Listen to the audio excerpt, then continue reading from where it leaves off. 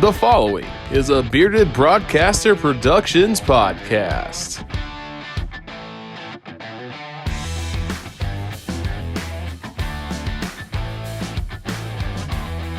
Hello, everybody, and welcome back to another episode of Breakfast Time with Waffle and Richard. Glad to have you back with us. And Waffle, it's been a fun weekend. It was a long weekend, but it was an exciting weekend because NFL playoffs were back. Super wild card weekend. And there was one really good game that was really stupid as well, but a lot of blowouts, and we'll get into that. But how'd you think about Super Wild Card weekend? You know what? For the most part, I enjoyed it just because I like football and I'm a football fan. But games were good. Bengals Raiders was good.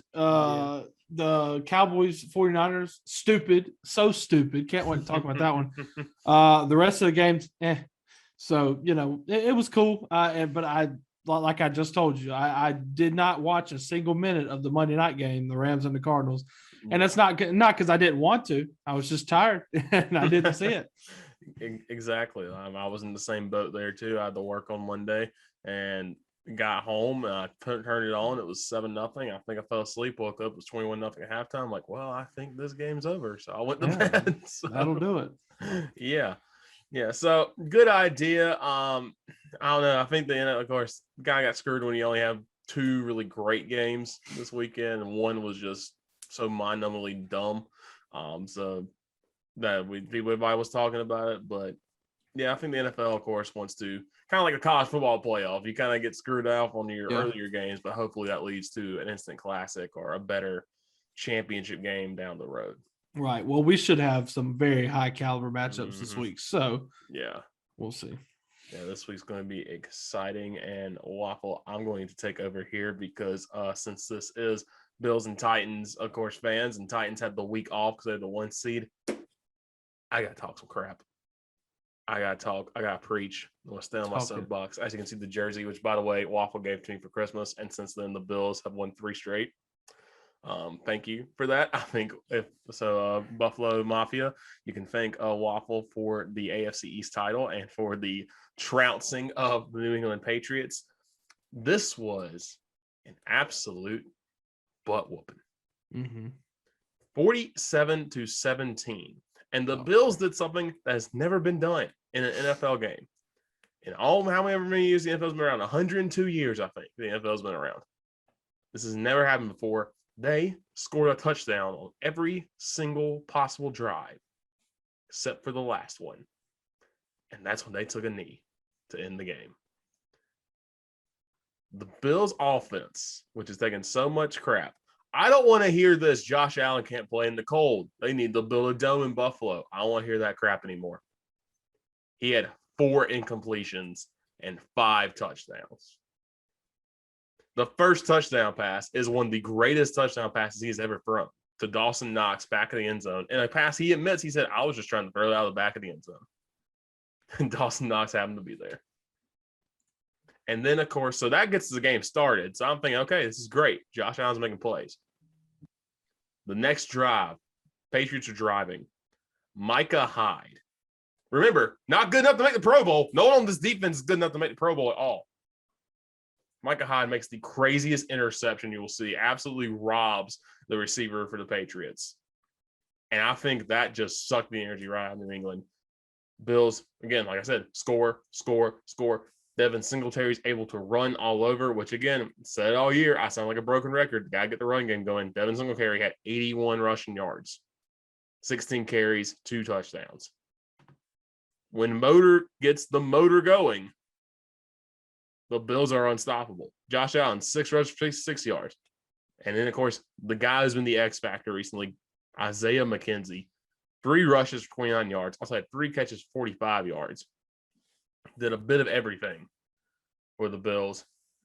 And then guess what? The guy that got to take the knees, he's only here because of the Russian zap. He got to take all the knees. Mitchell Trubisky took all the knees against Bill Belichick in a playoff game. This was years of frustration taken out onto the Patriots. because since I became a Bills fan, 2010, they drafted C.J. Spiller. That's when I became a Bills fan. The Bills have been 6-18 against the Patriots. Now, they've won 3 of the last 4 now, but they were 6 of 18 entering this game. So I've seen a lot of just heartbreak. I've seen Tom Brady and Gronk and all those guys absolutely murder my team on national television. I saw it happen this year with the Bucs. And I've seen the Patriots win in stupid ways, like earlier this year, Monday Night Football. They threw 2 passes and won the game. I've seen it happen.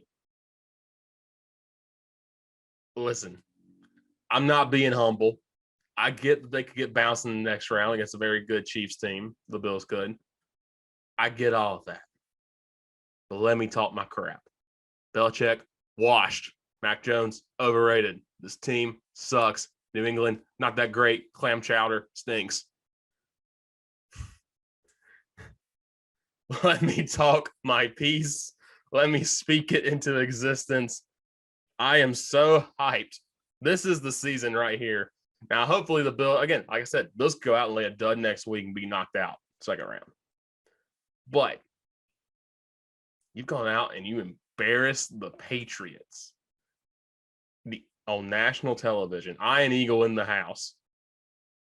Embarrass them in front of everybody to where they're all questioning if Mac Jones is the guy now, or they're all talking all these questions. They're crying. I love it. I love the tears. I love all of it. This is 20 plus years of frustration that was let out. Bills up 40-10 did not have to do this. Threw a touchdown pass to an offensive lineman. There was no reason for this to throw it to Tommy Doyle. And they did. Which, a funny stat, Tommy Doyle and Emmanuel Sanders have the same number of touchdown catches in the playoffs now in their entire career, which is pretty funny.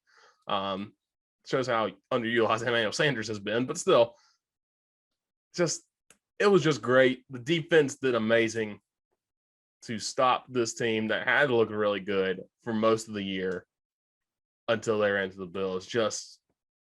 It was shocking. I was not shocked. I was thinking it was going to be a close game, back and forth, grinded out type of game. But nope, Bills came to play, had the perfect game plan, and just stopped Mac Jones.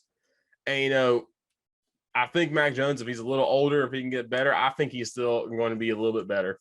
I think he is. He's got time to develop. But as of right now, he had to play in that hostile environment and just could not handle the pressure. But, I love it. I love it. It's so great. And again, Bills roll 47-17, just phenomenal, fantastic. I think the Bills made all of America happy except for the northeast corner of the United States. We don't care about them anyway. So go Bills. Bills Mafia. Break all the tables, and let's go ride into Kansas City, baby. What a win, man. It's unreal. An absolute drubbing 30-point victory over, somebody who's given you so much crap for decades now, 2 decades. Yeah. So yeah, congrats to the Bills. And they did everything they had to do. Like Josh Allen did what he had to do. He was his freak of nature, 21-25, 308 yards, 5 touchdowns. More touchdowns than you have incompletions is always a great thing. And then the running game, Singletary, 81 yards, 2 touchdowns. Can't ask for much more there. New England, God bless. Yeah. They had a really good season. They overcame a lot of expectations. I think people didn't expect them to do as good as they did. And obviously at one point in the season, they got to where they were the most talked about and the hottest team in the NFL at one point. Mac Jones, the best looking rookie out of this class so far, based on stats alone. I think Belichick, while, he's been around a long time, he might be a little bit past his prime. He can still work magic, whatever. It's going to be interesting because, when Brady was there, you gave Brady one good receiver and he was set. Right. Whether it was Gronk or Randy Moss, or if it was Edelman for those years. I think that's the problem right now with Mac Jones. He really doesn't have that number one guy. Yeah. Like Hunter Henry, I think is probably his best receiver if you just look. Maybe Kendrick Bourne, because he had a great – Kendrick Bourne had a good game in the second half, 7 catches, 77 yards, 2 touchdowns. Yeah. It was just too little too late. But they got a hit on a receiver in the draft. Yeah, Obviously, they haven't ever really drafted receiver too well. Now Belichick's made do with what he had. Yeah, and they making household names out of Chris Hogan and the like. So yeah, they've made trades. Like they have Nelson Aguilar, but I don't think he's the guy right now for it. But it'll be interesting to see what their plan is in the off season, drafting wise, and who they're going to pick up. Yeah, I mean, I think for years to come, it's still going to be competitive, but you can feel the tide changing. I mean, obviously, New England won the division for however many years in a row, and Bills have gotten the last two now, and the Bills are here to stay. I feel like, and Patriots are still going to be good, be competitive, but just not on that same level, obviously. I just hope there's like a 20-year dominance what Josh Allen does to the Patriots, what Tom Brady did. Oh my goodness, that'd be fantastic. That would be sick. But yeah, heck of a win by the Bills to advance to the divisional round. Yep. All right, well, we'll talk about the rest of the game. So we'll start off the game that was before that on Saturday, January 15th, was the Cincinnati Bengals and the Las Vegas Raiders. And the Bengals edged out a win 26-19 in a game that was competitive all the way down to the end. Joe Burrow had a good day, 24-34, 244 yards, 2 touchdowns for him. They didn't run the ball too effectively. Mixon only had 48 yards. But Jamar Chase, he's rookie of the year. Mark it down, no doubt. Nine receptions, 116 yards. He's a freak. And Uzama getting back in. He's been very up and down this year at the tight end spot, but 6 receptions, 64 yards and a touchdown for him. A very good day. And then for the Raiders, Derek Carr threw the ball 54 times. So, that's just kind of how it goes. That's bad when you have to do that. When you have Josh Jacobs, who's a good running back there, but he only got 13 carries. I don't know if that was. He is a good running back, but he always and I don't think Derek Carr is a bad quarterback. I think Derek Carr's fine, and he can definitely throw the ball, and that's his strong suit. But Josh Jacobs is a very good running back, and I swear he rarely gets over 60 yards rushing. Yeah. Now against the Bengals, he had 83. Yeah. So, good for him. But and he added 4 receptions for 44 yards. Darren Waller, 7 receptions, 76 yards, and Renfro had 8 receptions for 58 yards for the Raiders, but ultimately they could not get it done. And the Bengals win their first playoff game in 31 years. I have a coworker who's from Cincinnati, Bengals fan. That's the first time he has seen the Bengals win a playoff game in his entire life. I know, that's crazy. Yeah, it's crazy to think about that long. And like I said, I think you've seen that.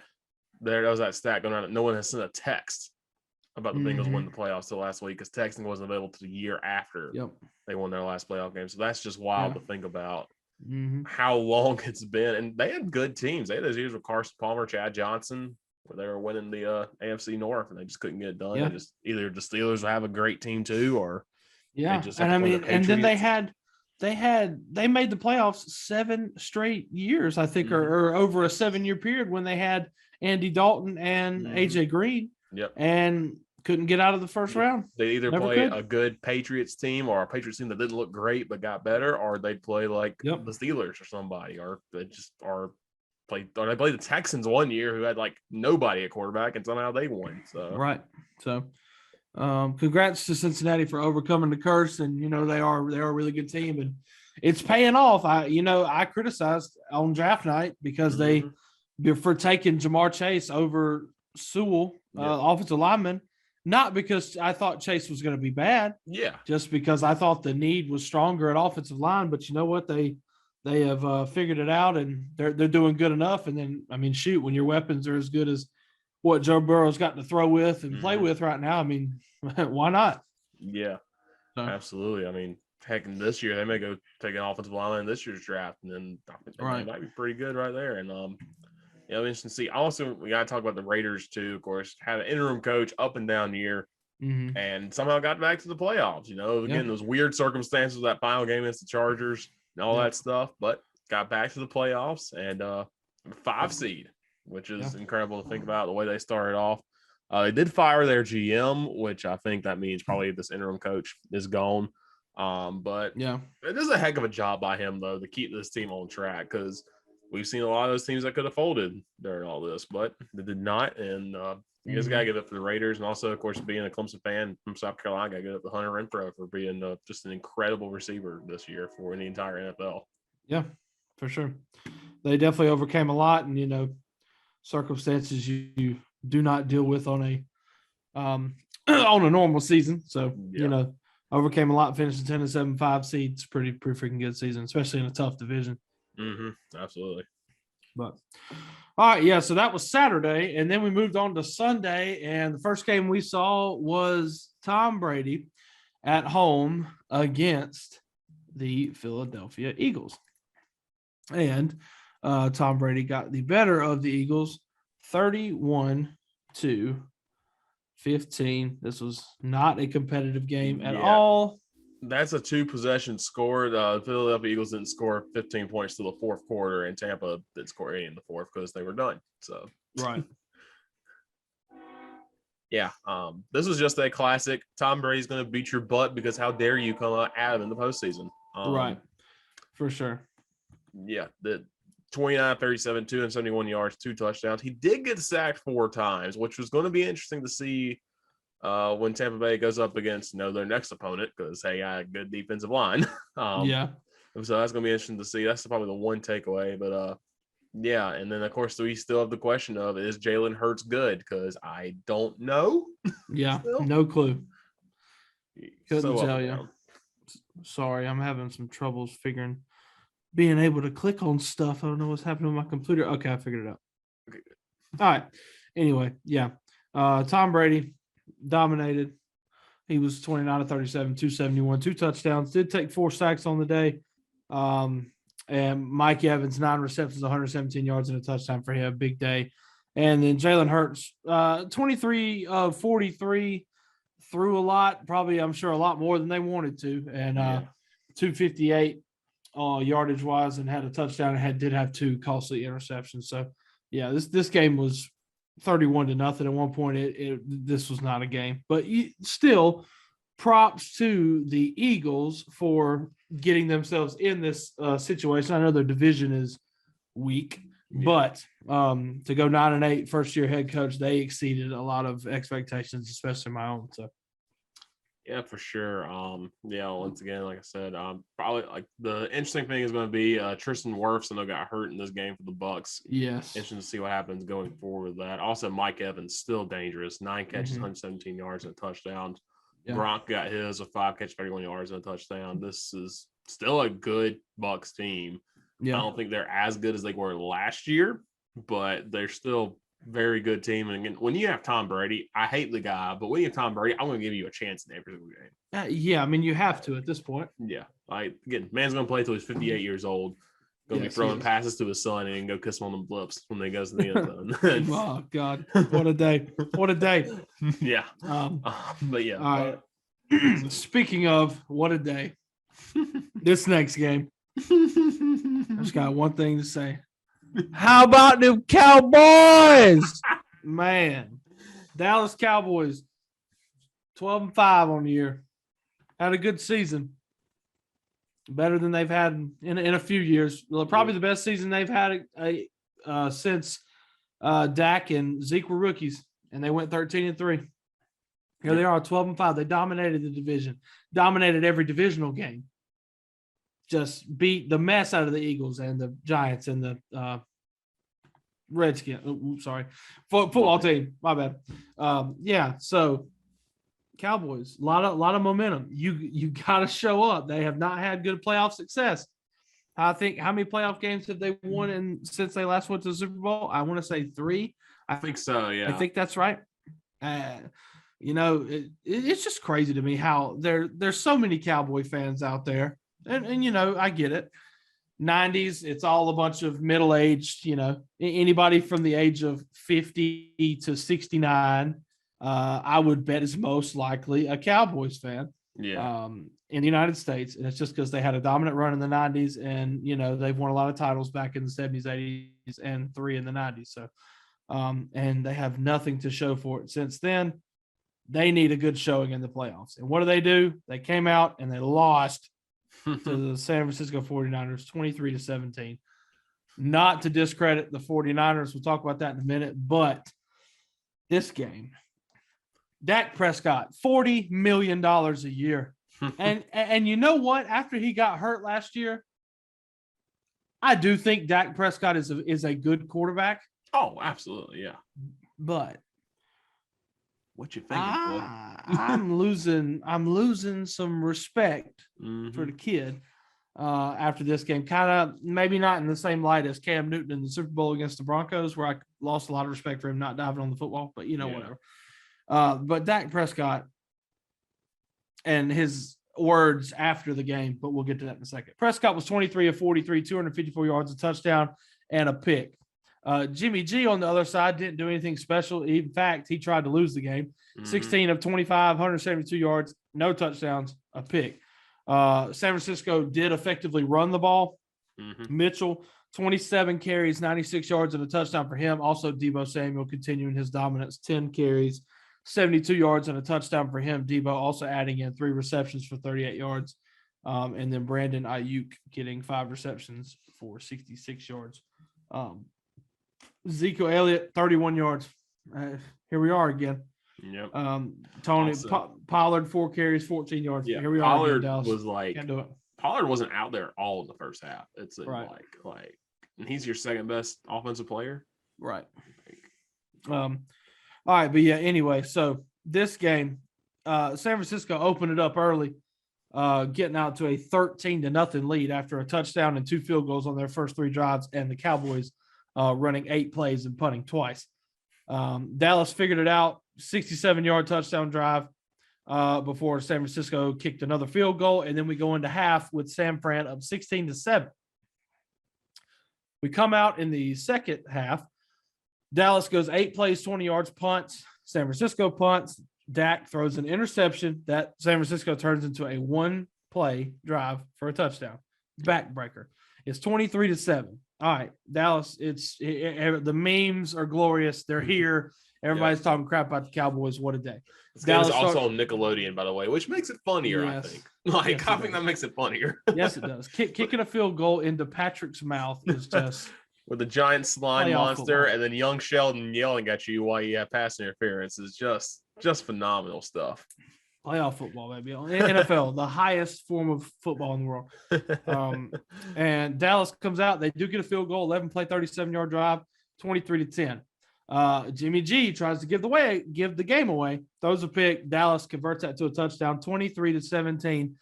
And now we find ourselves here. San Francisco punts. Dallas turns it over on downs. San Francisco gets the ball. They get down here and they call Deebo Samuel like first down after he runs for 10 yards. They review it. They move the ball back. He is literally like that short. Yeah. Which I think is the right call. I thought after watching it that it was either going to be right there at the line or it's just short. And, they did what they did. Whatever. San Francisco comes out. They get a penalty false start. They were going to, I think, go for it. Yeah, they lined up to go for it. They moved the offensive tackle over, but he wasn't set. So Right. They tackled over. They got it, but Jimmy G did not wait for him to get set. 5-yard penalty. Okay, now they are going to punt it, and they did. So Dallas gets the ball back, starting on the 25-yard line after the punt goes into the end zone. They have no timeouts during this. This is the thing they wasted all. They used all their timeouts to stop the clock. Yep, no timeouts left. There is 32 seconds, and they have to go 80 yards. Not impossible if your name's Aaron Rodgers or Tom Brady, but this is Dak Prescott. Prescott passes short left to Cedric Wilson for 9 yards. Okay, out of bounds. Prescott passes short left to Tony Pollard, pushed out of bounds at the 50-yard line for 10 yards. Okay, 2 plays, and, we're here after 2 plays, and we're here at the 50. Prescott, Dalton Schultz pushed out of bounds at the San Francisco 41. So they're etching closer. Mm-hmm. San Francisco calls a timeout with 14 seconds left. Okay, cool. All right. Dak Prescott, 14 seconds left in the game. At the time when I saw this, I didn't know if it was something that Prescott might have called himself, but now that the game is over, we have found out that Mike McCarthy was like, yes, this is the play I called. This is the right decision. Okay. Here's what happens. Dak Prescott takes the ball up the middle out of shotgun formation, and he runs it. Quarterback draws it with no timeouts and 14 seconds left, which, hear me out, can work. Yeah. Oh, yeah. Oh, yeah. Absolutely. That's fine. This play has to be executed perfect to a T. Listen, You got to have the utmost awareness of your surroundings, the clock, everything. Yeah. What he needed, 3 yards, something like that. Yeah, probably. It'd be a long field goal, but it would be, makeable. But here's my thing: you need the touchdown. You need to stop the clock. You have no timeouts left. I know you want to get extra yardage on a play like this, but this is just like those when you see get out of bounds, get out of bounds. Why aren't you getting out of bounds? Mm-hmm. He should have just, all right, let me get 10 yards, fall down, run up, spike it. You have 2 seconds left used for a Hail Mary. I get you want to get better field position, so it's not that long of a pass, but still. Right. Yeah, I get that too. And there's a bunch of things you can do with them calling a timeout with 14 seconds left. You got 2 Hail Marys to the end zone.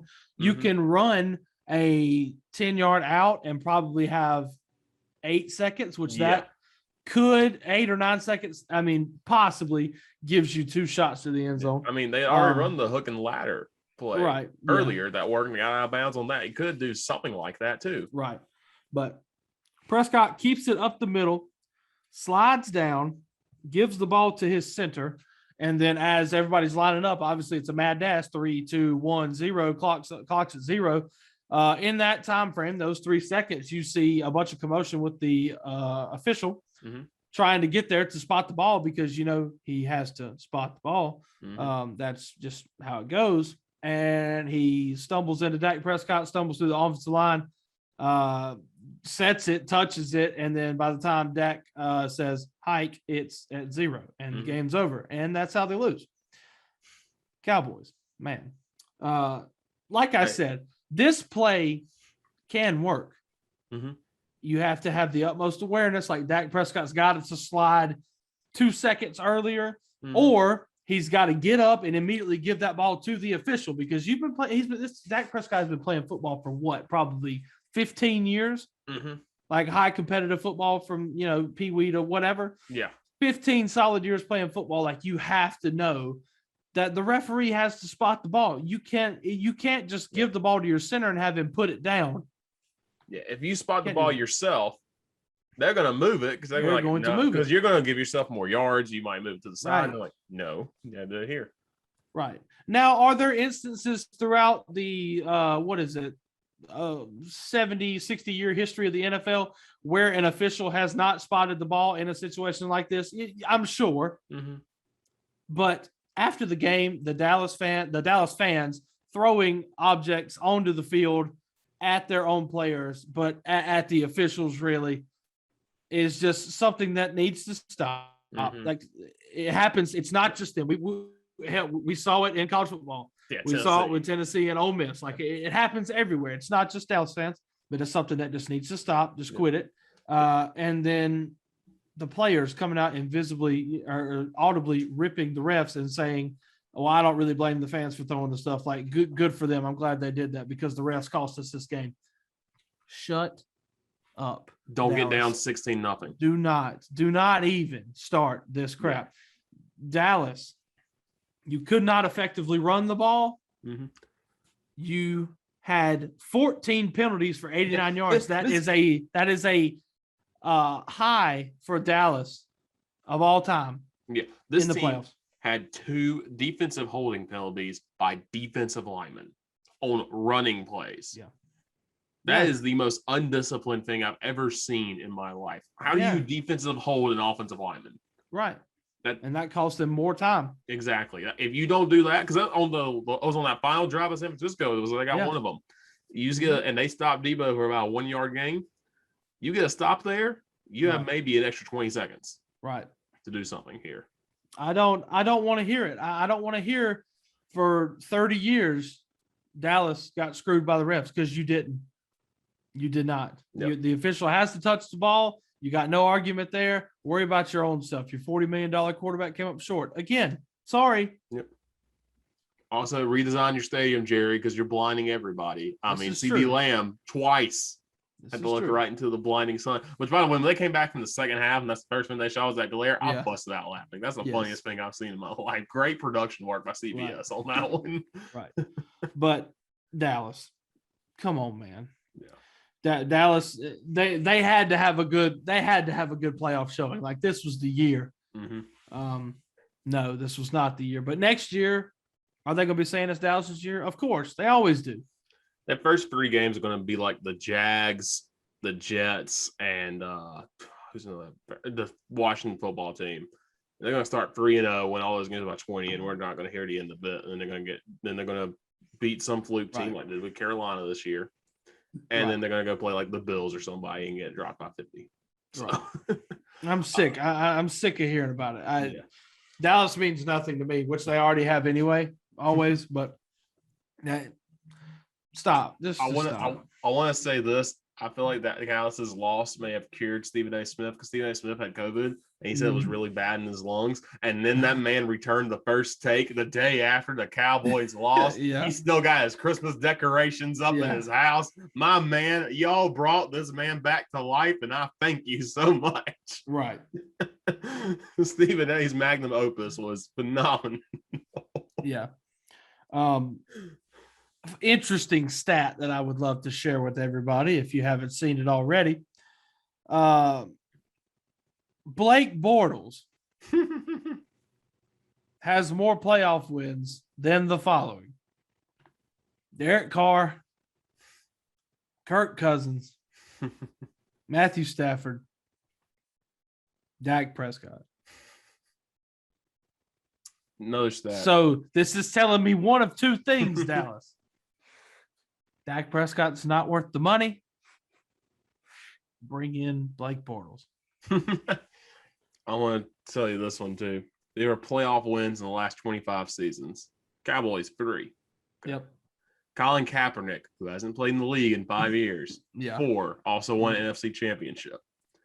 Brad Johnson, 4, won a Super Bowl. Mark Sanchez, 4. Mark Sanchez with the Jets. Trent Dilfer, 5. He won a Super Bowl.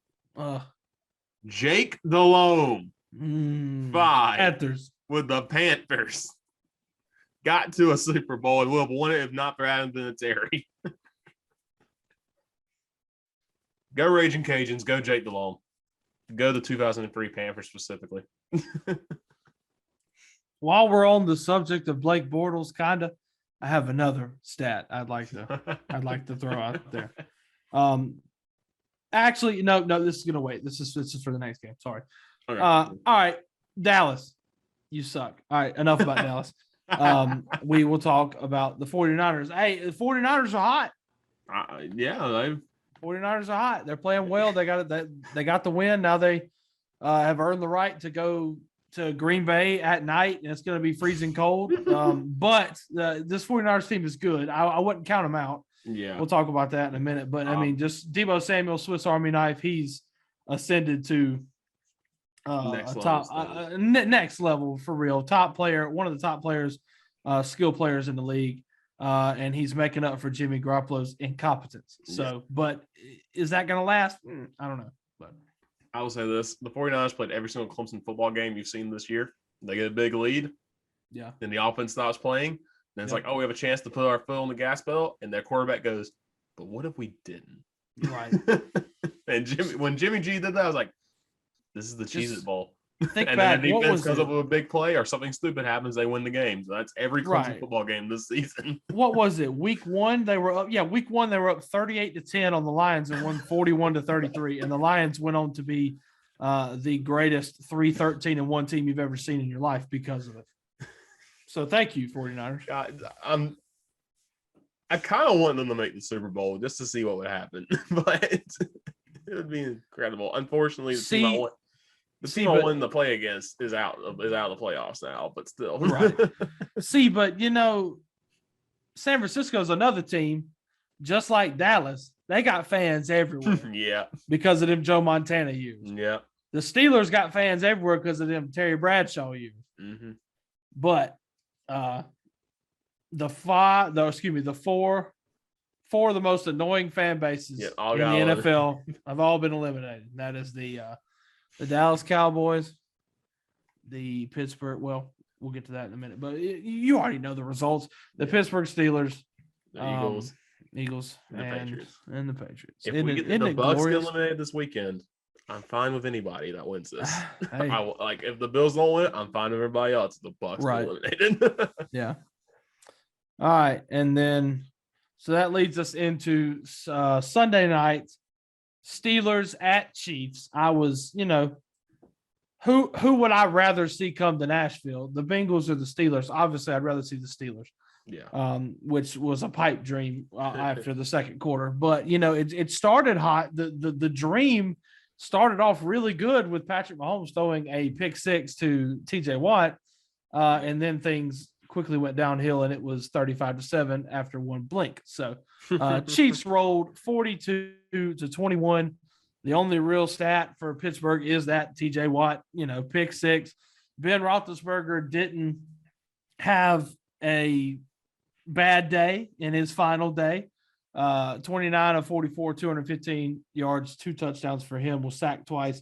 Najee Harris could not get anything going on the ground. Chiefs bottled their run game up. Deontay Johnson was out here dropping balls left and right. And just not, it wasn't a Steelers night, but Big Ben, final game, regardless of what you think about him, he's had a heck of a career. Yeah, he's one of those quarterbacks, one of the first few quarterbacks that when I started watching NFL that I really liked. It was him and Jake Delhomme. So I don't know what that tells about my choices and quarterbacks there, but no, he's had a heck of a career. I know some people are like, well, he only won 1 Super Bowl. He got the 2, of course, but ran to a really good Aaron Rodgers team that year. But I think he did. It was a good quarterback. Had those years where he dominated. He came up from Miami of Ohio. People forget he didn't go to a big time college, right? And came up and had a great career. And of course, toward the end, he faded away like you've seen so many quarterbacks do. Yeah. Which again makes what Tom Brady's doing so remarkable. But I think he had a good career regardless of what you can say about him and what you feel about him and the Steelers. Interesting to see what Steelers do moving forward, because I don't think Mason Rudolph's the answer. No, they tried that and it didn't really work out for him. So they tried that and he got smacked with a helmet. So yeah. So interesting to see, if they draft somebody, if they go trade for somebody.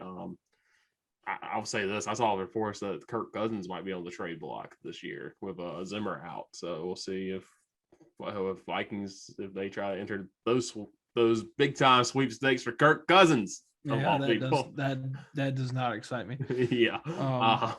It's going to be a foreign feeling seeing somebody else dress up in the black and gold for the Steelers, because literally, like you said, for all of our lives, at least while we can remember watching football when we were kids, like Roethlisberger was always there. Mm-hmm. And like you always had to account for the Steelers. I mean, Mike Tomlin has never had a losing season, and he's been coaching the Steelers for well over a decade now. So it's gonna be interesting.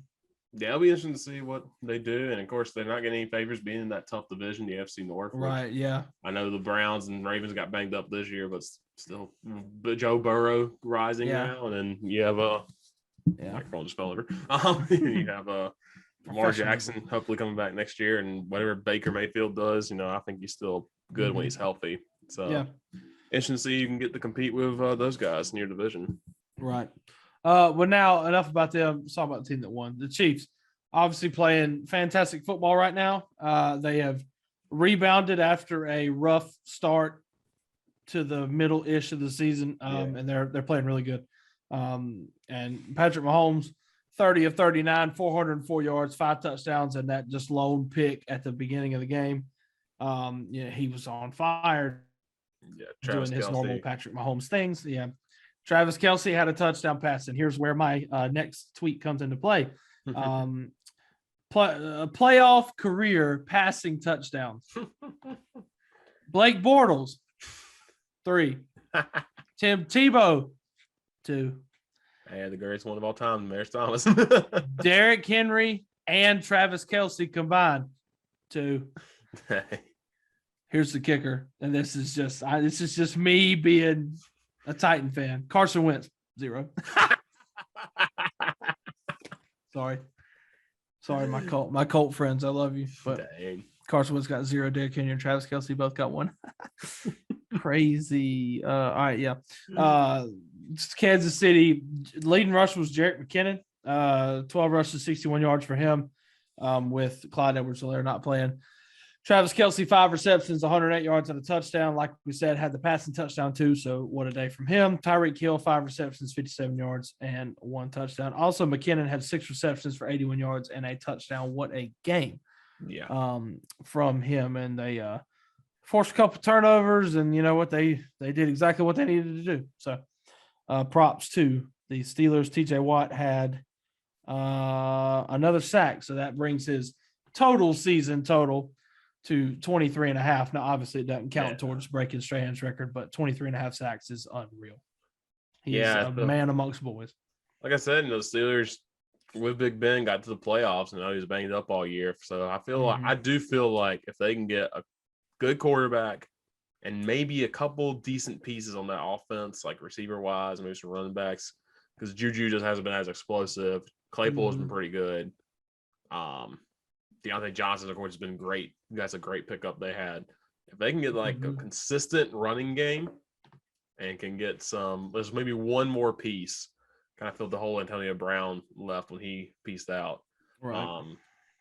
This team will still be good. But with Mike Tomlin, I'm not going to count Steelers out in a year. It's just right. Tomlin's really good. Tomlin is very, very good. Yeah, just toughest division in football. I think it is. This is what's happened to him. And it is a tough one. Yeah, and so when you have, you get 4 spots in the playoffs, you're gone. It could happen where the entire division makes the playoffs in the AFC, but AFC as a whole is just so tough where someone's getting left out that's really good, like the Chargers this year.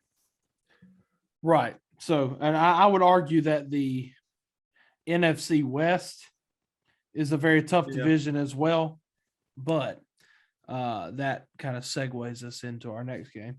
The Rams-Cardinals, round 3, Monday night. Now, self-admitting here that I didn't watch a single snap of this game. I did watch the highlights, so, I've educated myself a little bit on it. But Rams, dominating fashion, 34-11 over the Cardinals. This Cardinal team opened up the season spanking Tennessee. Yeah. 38-13. And obviously at that point, we didn't really know who was good. Tennessee really had. We didn't really know if the Cardinals win was valid or whatnot. But then they ended up rattling off 6 more after that in a row, including beating the Rams, led by fresh new face Matthew Stafford by 17, beating the 49ers, killing the Browns, and then dismantling the Texans 31-5. And then it all just kind of fell apart. Well, they lost to the Packers. They beat the 49ers again, so good for them. And then this Panthers game, this was a head scratcher. Yeah, 100% a head scratcher, because the Panthers at this point in the season had started 3-0, and then the wagon derailed. Yeah, this was the Cam Newton return game, and everybody's like, "Oh, turn him at the clock," and we were all wrong about that too. Right, and so they lost to the Panthers, and now they're sitting with 2 losses, but they're obviously still in a good position. And they rattle off 2 straight wins against 2 bad teams in the Seahawks and the Bears, and everybody's like, "Oh, okay." And then they lose a tough one to the Rams. And then they lose 30-12 to the Lions. Oh my God, what just happened? And then they lose to the Colts, who, in their defense, Colts were hot. Yeah. But they still beat the Cowboys. God, you gotta love it. And then they lost last week of the season to the Seahawks. So they limped into the playoffs at 11-6 after being 7-0, which is obviously not great. And they came in again, Rams Cardinals round 3, and they got spanked. I can tell you who wanted it more, and that was the Rams. So Stafford was 13-17. He didn't have to do a whole lot. 202 yards, 2 touchdowns. Hey, good for him. Odell Beckham Jr. even had a pass for 40 yards. Good for him. Sony Michel had 58 yards. Cam Akers made his return, 17 carries, 55 yards. And Matthew Stafford did have a rushing touchdown to go with it. Cooper Kupp, pedestrian numbers by his standards, but 5 receptions, 61 yards, and a touchdown for him. And OBJ also had a touchdown as well. So, I think Odell Beckham Sr. has been proven right I think he has because Yeah, I would say so as well. Odell's been thriving out in LA, and you've seen what the Browns have been happened. doing a lot better. Yeah, Odell has done more in the past 6 weeks than he did in his whole Browns career. It seems like. yeah. Just want to look. This is a stat from WTF Stats on Instagram. Cliff Kingsbury is a head coach for Texas Tech and for the Cardinals. Mm-hmm. In his first 7 games of the season, he is 42-20-1. 2 times he started 7-0. In 2013 with Texas Tech Raiders, excuse me, and this year with the Cardinals. The rest of the year, if we count this year, he has gone 17-45. Ew. Yeah. This year was the most wins he's had for the end of the year, and he went 4-7. God, what happens? I have no clue. Because that year, how do you explain that? yeah, because that year with Texas Tech, when we started 7-0, they finished 1-5 at the end of the year, and that was with Patrick Mahomes. Yeah, or excuse me, Patrick Mahomes was later. I think Patrick Mahomes. Oh yeah, Patrick Mahomes was the year. I think he went 5-2, then finished 2-4, and then next year he went 3-4 and finished 2-3. So, yeah. How do you explain that? I do not get how that happens. Yeah, he just falls apart toward the back half of the season. So, do you think it's more? Obviously, he brought a different type of offensive game plan than the NFL is used to. Yeah. And do you think it just takes people 7 weeks to figure it out, and then they figure it out? Well, obviously, Kyler Murray was hurt too. Yeah, which didn't help him. But yeah. I mean, that might be it, because I think that's what happened in 2013 with Texas Tech was back half was like, okay, figure it out. You have 7 weeks of film. Yeah, I mean, obviously they're trying to sling the pigskin around, and they've got weapons. Now, obviously, Kyler Murray missed weeks when he was, on his way to clear-cut MVP, it seemed like. Mm-hmm. And DeAndre Hopkins missed weeks too. So I mean, they didn't, and JJ Watt missed significant time. So they didn't get any help with the injury bug, but still, for what this team was doing to people and how people were talking about him, you'd have thought they could have finished a little bit hotter and maybe won a playoff game. But again, just Texas Tech. I can't remember what the stat was at Texas Tech with Patrick Mahomes. That's the one that surprises me, because they were just middle of the road average. Mm-hmm. Now I get, Texas Big 12 defenses are not that good historically. Yeah. And Patrick Mahomes was in college, had to grow, but still, you had that guy and you couldn't sniff a Big 12 championship game. Right.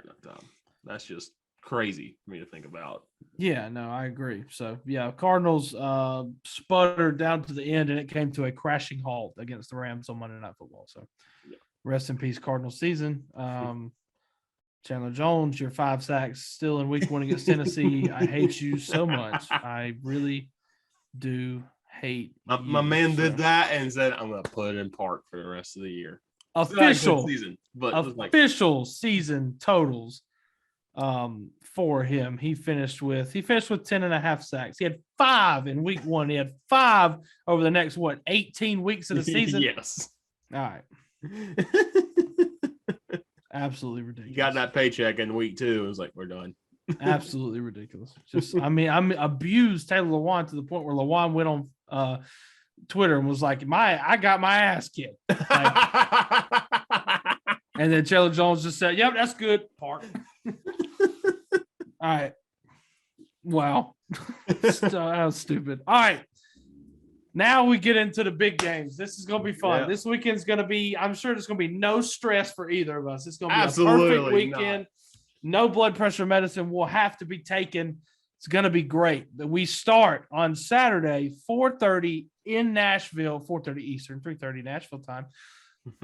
Cincinnati is coming to town. Coming to town to face the Tennessee Titans, who are off a bye week with the possibility of Derrick Henry coming back. Let me throw some conspiracy at you, because I'm all about the conspiracy. The Tennessee Titans, this game against the Bengals will be played on January 22nd. Remember that number, 22. Okay. Of the year 20, what? 22. What number is Derrick Henry? 22. How many years ago was it that the Tennessee Titans made the Super Bowl? 22. The stars are aligning. They are here. They are here for it. You know, this conspiracy is obviously a conspiracy. It could mean absolutely nothing. But if anything is saying, it's telling me that Derrick Henry is coming back and he's going to go off for 222 yards. Now, will we win? If he does that, likely. But, you know, who knows? Jamar Chase could have 422 yards. But, yeah. Titans Bengals. This is going to be a dogfight. I'm excited. Tennessee opens up as a 3.5-point favorite.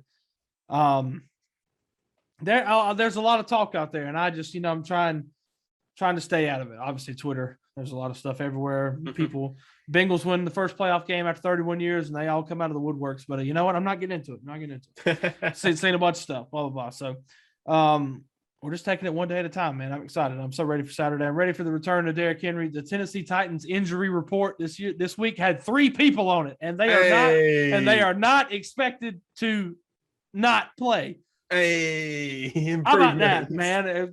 8 weeks ago, we had 55 players on the injured list, and here we freaking are. Derrick Henry's been hitting pads. He just freaking almost laid out Larrell Murchison today in a drill. I'm freaking hyped up. I'm so gosh dang excited for this game, man. But to be serious, Tennessee at home has played really well. Obviously, getting the 1 seed was the utmost importance to be able to play in front of your own fans at home. And Tennessee feeds off that, especially when somebody like Derrick Henry gets announced in the starting lineup to come out Saturday. That place is going to be a riot. It's going to be amazing. And you add in Tannehill, who has not missed a game all year. Tannehill, durability. AJ Brown, Julio Jones coming off, you know, his best week in the final week of the season, feeling good, playing good. Couple it with our offensive line. We got our starting offensive line out there. Our defensive line's been eaten all year. The whole defense has just been amazing all year. I'm ready to go. But the Bengals do pose a very big challenge because of Joe Burrow, who has been amazing. Second year Joe Burrow, especially coming off last year when he wrecked his knee. Yeah. And now he's come back and he's got T. Higgins he's throwing to, Tyler Boyd. He's slinging it obviously to Jamar Chase, who has been a fantastic pickup. Offensive line's doing good. Mixon's been 1,000-yard rusher. So, I mean, their offense is potent going up against a very good Tennessee Titans defense. I'm very excited to see it. As far as Cincinnati's defense, on paper, they are a good rushing defense, but you let somebody like Josh Jacobs, who is a good running back, but typically, I promise you, he never gets over 60 yards.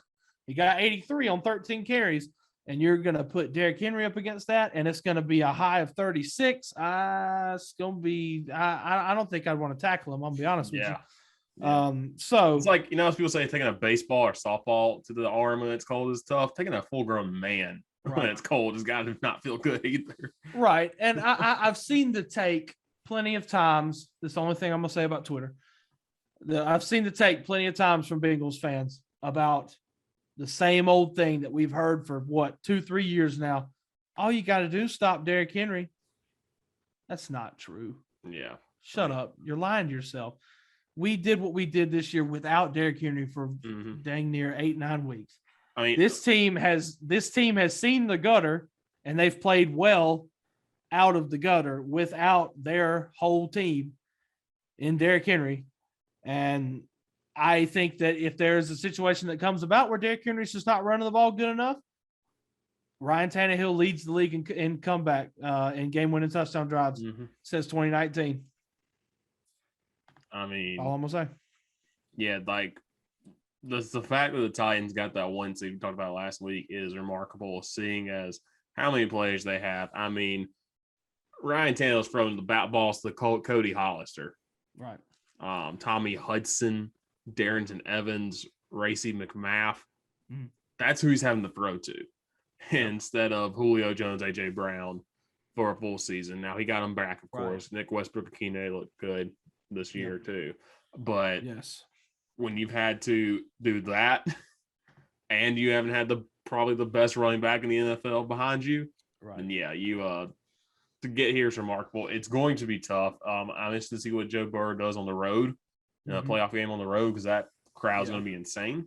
Yeah, and Burrow just he oozes confidence. Like, I just don't think there's any situation where he's not going to be out there just talking crap and just like he believes in himself 100%, and rightfully so, because he is very good. And Cincinnati has built a lethal offense around him. I think what's going to come down to, though, is that Titans defensive line. You saw it against the Bills. They can get after Burrow. Yeah. Because the Bengals offensive line is still not as good as you have liked, probably. But I think what helps Tennessee, if they do get into a situation where Derrick Henry's not running the ball or they can't really get much going on the ground, I think the weakest part of Cincinnati is their secondary. So we should see some opportunities for Ryan Tannehill to connect with AJ or Julio, or even Nick Westbrook-Akina, who I just want to shout out real quick, has played great this year, given his role, and to be, you know, on some Sundays, the number one option. He has done very well. And the same thing with Deontay Foreman, who stepped up for when Derrick Henry went down, and Dontrell Hilliard too. Titans kept their same thing. Did they change the offense at all? No, didn't have to. People stepped up, and that's just the mentality and the culture that I think they've built over these years, bringing in Mike Vrabel and, you know, just bringing in this whole coaching staff and everything. And Vrabel's obviously done a heck of a job. But one thing that I put on Twitter this week, that I think that people don't give enough respect to John Robinson, the Titans general manager, just because him coming over from New England 6 years ago, and this Titans team, he's completely restructured everything. Because this team, I mean, all the years I've been a fan, I started becoming a fan in 2006 when they drafted Vince Young. I didn't have an NFL team. My dad was a lighthearted Packers fan just because Vince Lombardi, and mom's a Cowboys fan. So I decided to go my own route. Everybody else I knew was a Panthers fan or a Falcons fan. So I said, screw you. I like Vince Young because I remember watching him beat Pete Carroll. So I chose them. And the Tennessee, when they were first incepted, and they moved from Houston, and they played in Memphis for a year, and then they played in Vanderbilt Stadium in Nashville for a year, and then they finally moved from the Tennessee Oilers to the Titans in '99. Obviously had success. Young Jeff Fisher, Steve McNair, Eddie George, Kenny Dyson, all them guys. Javon Kearse, they drafted Javon Kearse, who was amazing. Made a Super Bowl. McNair won a co-MVP in 2003, and then after he left, things kind of fell off. And then they got back when I started becoming a fan. They drafted Vince Young, and they got back to 1 seed in the AFC. Obviously, it didn't go well, lost in the divisional round to the Ravens. And then from that 2008 season until 2017, it sucked. It's awful. And we were terrible. And we went through many draft busts. I mean, Jake Locker, taking a top 10 pick on him, that didn't work. Kevin Dodd, I'm just sorry, Clemson player, no, but I understand was terrible, was horrible. And, you know, they've whiffed on so many, brought John Robinson in, drafted Marcus Mariota, which obviously you know how I feel about him. Big Mariota guy, always going to be a fan of him just because of who he is and what he stands for. Now, is he the best quarterback? Obviously, no. But Marcus Mariota and those guys that they brought in that 2015 season who went 3-13, they were all integral parts of, you know, getting the Titans to where they are today. Taylor Lewan's been with the team since like 2014. He's seen 2-14. He's seen 3-13. And then he's had nothing but winning seasons. Like all these guys, part of bringing this team to where they are now. And I just want them to get there. I just want them to do it. And I think they've done a great job building it. Even if this is not the year, I think they're here to stay. But props to John Robinson. That's my ultimate point. Yeah, absolutely. Absolutely. It's going to be a fun one between, I think two teams are going to be around for a while for sure, especially Joe Burrow and the Bengals, such a young team. And then, of course, the Titans and what they've built. It's going to be a lot of fun. I did see somebody say, though, the coworker who's a Bengals fan, he of course calls the women's basketball games for Carson Newman, and he had to watch last week's on the bus. He's probably going to watch this week's game on the bus. I offered to go down to Wingate instead, but since that's such a big game, he's like, no, I can't call that one. So, and so he could drive over to Nashville. He's like, I'm kind of hoping my friends sneak in a ticket somehow to me. Yeah. In that case, if you get a call Friday like 10 o'clock, you're going to Charlotte for that one. But it's a big deal for Cincinnati fans, of course. They finally got to see their team win, and crazy run. I think, any of these AFC championship matchups, could be crazy of just teams who have just struggled for a while. Now, Kansas City, of course, got to the mountaintop 2 years ago. Had been to 2 straight Super Bowls, but still, Right. crazy to think about all the AFC teams are just fans have just struggled for years out in the wilderness between the Bengals, Titans, Bills, and the Chiefs before 2 years ago. Right. Everybody's kind of wandered in the wilderness for a while in the playoffs. So it's just kind of crazy to see how the NFL has changed in such a short amount of time. The landscape has been changed so much, and now these are arguably your teams that you're going to see for the next 3, 4, 5 years. You know, just does look between the talent that they've all got and how they've built it up, and I think they're all here to stay. But so anyway, that's Saturday at 4:30. At 8:15, the temperature is supposed to be 13 degrees in Green Bay, Wisconsin. Buffalo. True. It's -3 in Buffalo. That's unhealthy cold right there. Yeah, that's not. My man Iron Eagle was going through it in that game. But the Bay Area 49ers, they are coming to Wisconsin to take on the number 1 seed in the NFC, the Green Bay Packers, led by Aaron Rodgers and Devontae Adams. And Green Bay opens up as a 5.5-point favorite. I'd say that's about right. I mean, I would obviously take Green Bay. Just the home field advantage for them means more than any other team. Yeah. Except maybe like Buffalo. But I just think when you factor in the cold and then just the history of Lambeau, when I think of Lambeau Field, I think of this is something for you and me, Richard. Like I think of like Gaffney. I think of like the reservation, like that. Just old playoffs. It just has it lives in lore, and like you've heard, like there's countless stories, and like there's got to be ghosts. Yeah, just I mean, Green Bay is the smallest market in the NFL. It feels like a hometown team because the town owns it basically, and it just feels like a classic. You know, if you think about high school football, the tough place to play that just kind of has a lore to it, and of course, you know, with Vince Lombardi, the trophy's named after him, and all the legends, Brett Favre, and now Aaron Rodgers. It's just a crazy place. I know I have a friend who was our family friend that was a referee in the NFL, so that was his favorite. That's his favorite place to go to when it's warm. Now when it's cold, he hates going there, of course. Right, of course. When it's warm, it's just a lot of history you get to see around the town and around the stadium because they've been there so long. So something worth noting: Green Bay is 8-0 at home this year. So I think there's your final verdict. So well, one interesting stat that I saw. Aaron Rodgers against the 49ers in the playoffs is 0-3 all time. He has never beaten the 49ers in the playoffs. So something's got to give here. Yeah. The Packers are getting a lot of people back. Randall Cobb might be back this weekend, which that's a big get for the Packers. That's why they won the course of that bye week as well. Also, Marquez Valdez-Scantling might be back. David Bakhtiari might be back. Jair Alexander might be back. So it's a lot of guys coming back for this Packers team that weren't there toward the end of the season, so we'll see what happens. I think San Francisco does pose a threat because of the versatility of their offense and obviously how good Debo's been playing, but I think Jimmy G ultimately throws this game away for the 49ers, and Aaron Rodgers probably, goes off and has a solid 295-yard performance for 3 touchdowns. Mark that down. All right. My man's trying to do his last dance moment, and he's trying to get it if he can, so we'll see. He is.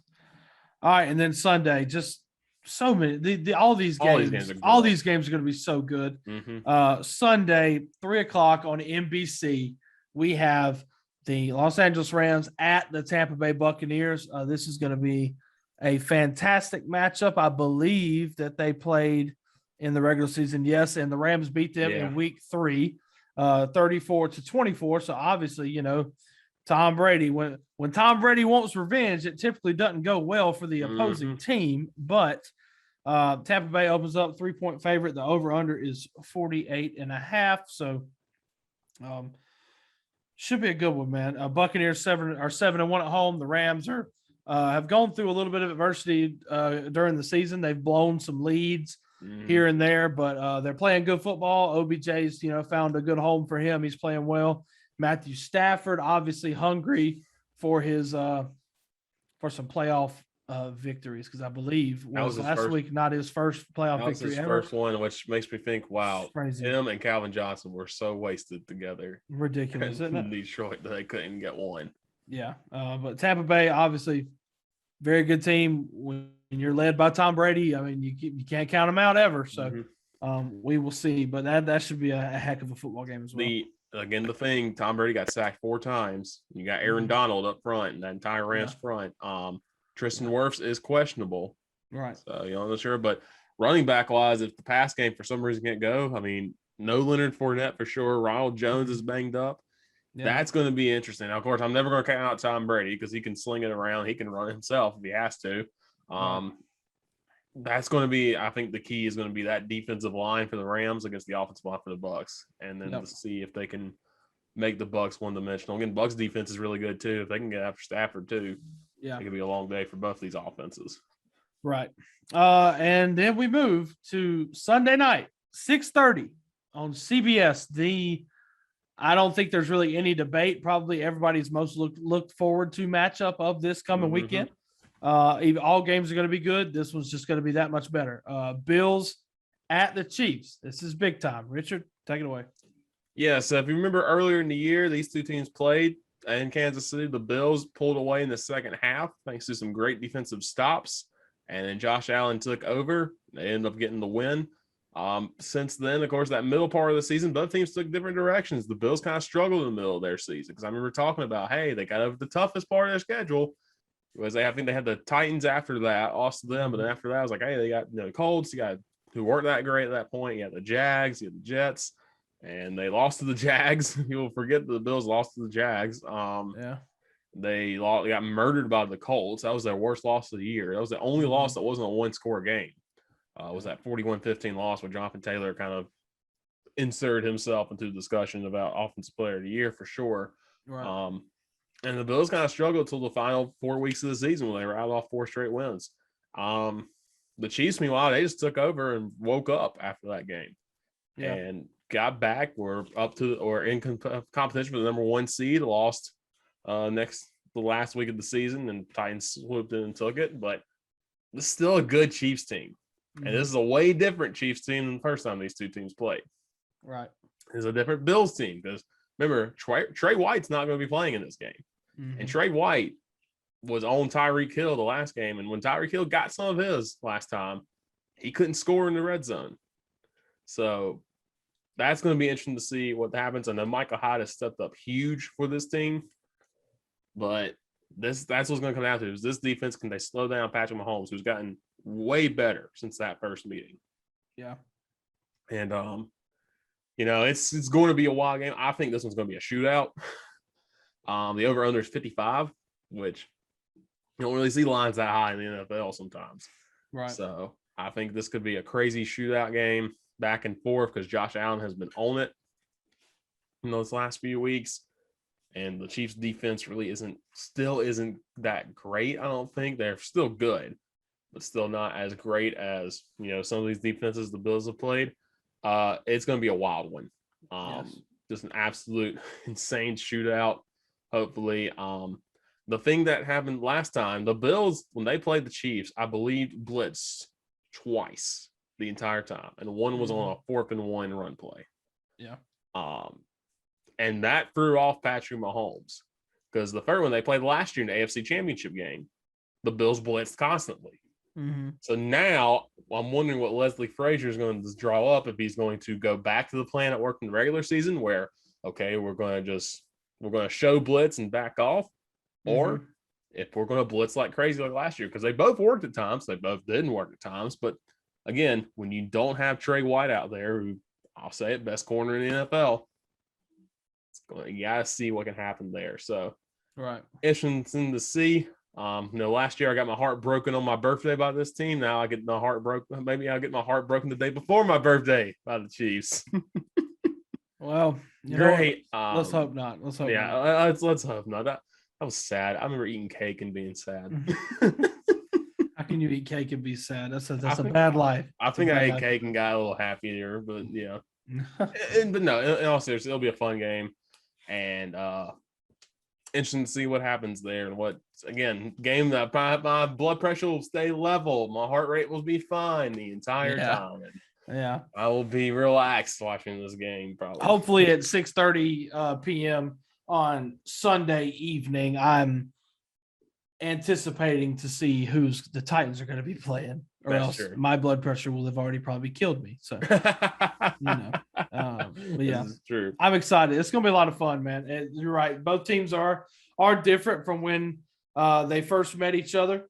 Chiefs obviously went through a little lull in that part of the season, and they're playing good football. The Bills went through a lull themselves, and now they're playing really good football, coming off a massive win last week. So, seeing if they can build off of that, we're going to have to see a lot of Josh Allen magic. He's going to have to do his thing, man. I'm excited. I'm ready to watch it. This week is going to be so much fun. I'm so ready. Yeah, it's a great week. Should be fun. Watch us now. We pipe this up. All these games are blowouts. Yeah, God bless. All these games are blowouts, and the Titans and Bills both get blown out. Watch that happen. It's just the most miserable week for us. I hate it. Stop it. Stop talking. I'm going to because I don't want that. All righty. Well, that'll do it for NFL. Should be a great weekend. Yep, that's it. All right. Well, we're going to, at some point in this podcast, we will talk basketball, but we need to wrap up bowl season for football since we didn't last week. Right. And we sort of did. We talked about our teams in it, and of course, talked about who won the national championship, of course, and we'll go more in depth on that. But before we do, Waff, of course, your South Carolina Gamecocks men's basketball team, which is the team that never raises your blood pressure either. They're down by 10 to Arkansas right now as recording time after being up pretty big. The most surprising one, I think, is Miami's up on North Carolina 68-41 late in the second half.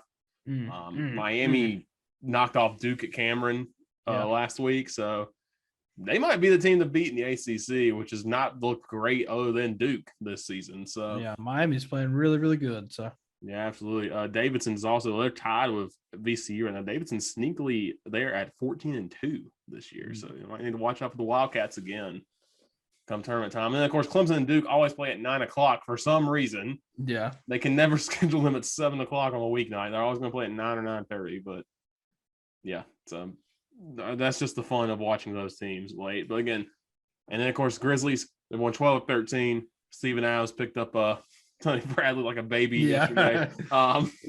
Carried him all the way back to Chicago. Grizzlies, man, so fun to watch this year. John Morant is on another level.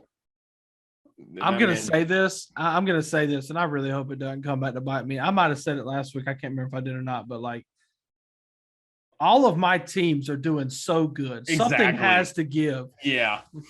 Something has to give. Gaffney, state title, Braves, World Series, Grizzlies, number one in the power rankings today from NBA.com. South Carolina football couldn't have ended better. The Titans doing great things. Like, something's got to give. Please, God, please let me just have such a blissful next couple of months. Yeah, please. See, I think mine is Clemson basketball because they find new ways to hurt me, blowing a 23-point halftime lead in Boston College. That's a new way to blow a halftime lead in ACC. At least they beat NC State in the game I went to. Can I just claim South Carolina men's basketball is my downfall, please? Yeah. Hey, if that's your downfall, that's fine. They're still 10-6. That. Like, I mean, that's not a bad downfall. That doesn't affect me. Yeah. Yeah. It's odd. I do love basketball. I would say I love basketball as much as I love football, but South Carolina football affects me a lot. Obviously, I put a lot of time into South Carolina football. I don't put a whole lot of time into South Carolina basketball. I just never have. And plus, I also grew up a Duke fan. So, I mean, hate me if you want. I like two teams. You know, it is what it is. But South Carolina baseball, oh, God, that is the sport. Baseball, South Carolina baseball is the sport that I will like ride or die with South Carolina baseball. And when they lose, like, I physically hurt because they just lose in the stupidest ways. Yes. I can just hear my grandfather just like, get your bat off your shoulder. No kidding, Grandpa. I think I know he knows what to do, but yeah. Yeah, Clemson baseball, I got emotionally invested in them a couple of years ago, and I was like, oh, and then they went off and played Oregon in the tournament and lost 17-2, and I was like, oh, this team hurts. So never get invested in your teams, kids. Never get invested in anything. Live a meaningless life and pull for winners. Exactly. Be a bandwagoner your entire life. Right. Okay, so when we look at bowl games, I'm going to kind of run through some of these. It's been a month since some of these were played. I know. Holy crap. I might just talk about some of these big ones that had some crazy endings. Some of these I may not remember, but we'll kind of roll through them. We'll start off Cure Bowl. Coastal Carolina and Northern Illinois. The Huskies big time turnaround from Mm-hmm. 0-6 to MAC champions. Had to take on a good Coastal Carolina team. And Coastal gets a stop on the goal line as time expires to win 47-41. And Grayson McCall, 22 of 30, 315 yards, and 4 touchdowns in this game. And he's coming back for one more year with the Chanticleers. He also says he pisses teal and black, which I'm like, you might need to get that checked out, son. But you know? Yeah, that doesn't sound like a good thing. But no, good to see Coastal again. This was a down year for them. Didn't make the Sun Belt Championship after going undefeated last year, but good way to end. As much as I hate Jamie Chadwell, they have a good team down there, I think, and a good offense for sure. They do. Also, Ducker, running back for NIU, has come up strong. He had 24 carries for 146 yards in this game. What Tom Hammock's done at NIU is big time with Rocky Lombardi, of course, at quarterback too. Big time turnaround for them, and so good to see the Huskies back in competitive play again. Right. So move on to December 18th, and first big time upset. UAB upsets BYU 31-28 in this one. Bill Clark teams just find ways to win games they're not supposed to. Yeah. Shout out, just once again, shout out UAB for, taking the football program away, and then they've come back and they just haven't missed a beat. Yeah. Yeah, absolutely. And 9-4, good year. Seems to be upset a top 10 team. Mm-hmm. Yeah, I think you really can't take too much away from that. No. For sure in that season. And then sorry, I got changed real quick. Oh my goodness. Interesting. Trying to find the exact score of this game. Okay. Yeah. So they won FCS bowl game, the Celebration Bowl, HBCU National Championship. Jackson State against South Carolina State. Everybody thought this was going to be a blowout for Jackson State. Yep. They look good. They were 11-1 coming into this game. South Carolina State was 6-5, and they got up quick, 7-0. But South Carolina State pulls away second half and wins 31-10 over Jackson State. What a performance from the Bulldogs. Yeah, blowed them out. Shaq Davis named MVP with 5 catches for 95 yards and 3 touchdowns. That's insane stats. Buddy Pugh, who's been there for like 30-something years now. That's his first ever Celebration Bowl win. I think he's going to end up retiring, and what a career he's had, man. I mean, I went semi-viral on Twitter. No big deal, because I mentioned Malcolm Long, greatest South Carolina State quarterback of all time. He won 4 straight MEAC titles, but they can never get done in the playoffs back then. But still, big time win for him. Also, South Carolina State does this with like a bunch of 2A and 1A kids from South Carolina, which is good to see. They, of course, got some of those from the bigger schools, but a lot of guys from a lot of the small schools getting it done. So, so recruit the small schools and recruit South Carolina, folks. There's a lot of talent here. Yes, there is. Check them out. Back to FBS. Louisiana knocks off Marshall 36-21, thanks to 20 points in the fourth quarter. Levi Lewis 19-31, 270 yards and a touchdown.